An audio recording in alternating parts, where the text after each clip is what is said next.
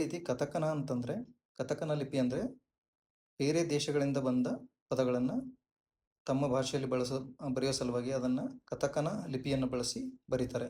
Example, ಉದಾಹರಣೆಗೆ anime ಅಂತಿದೆ. Anime ಅಂದರೆ ಅನಿಮೇಷನ್ ಅಂಥೇಳಿ ಇಂಗ್ಲೀಷ್ ಪದದ ಒಂದು ವರ್ಡ್, ಇಂಗ್ಲೀಷ್ ಪದ ಅನಿಮೇಷನ್. ಸೊ ಅದನ್ನು ಇವರು ಅನಿಮೆ ಅಂತ ಬರೀತಾರೆ. ಅದಕ್ಕೆ ಬರೆಯೋ ಸಲುವಾಗಿ ಕಥಕನ ಅಂತೇಳಿ ಸ್ಕ್ರಿಪ್ಟ್ ಇದೆ. ಸೊ ಅದನ್ನು ಅ ನಿ ಮೇ ಅಂಥೇಳಿ ಈ ಥರ ಬರೀತಾರೆ.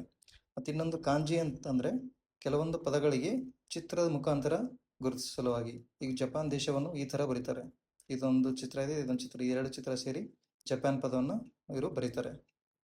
ಸೊ ಇದು ಸ್ಕ್ರಿಪ್ಟ್ ಆದವು. ಈ ಥರ ಲಿಪಿಗಳಾದವು, 3 ಥರದ ಲಿಪಿಗಳು. ಈಗ ನಮ್ಮ ಹೆಸರು ಏನಾದರೂ ಬರಿಬೇಕಿದ್ರೆ ನಾವು ಕಥಕನದಲ್ಲಿ ಬರೀಬೇಕು.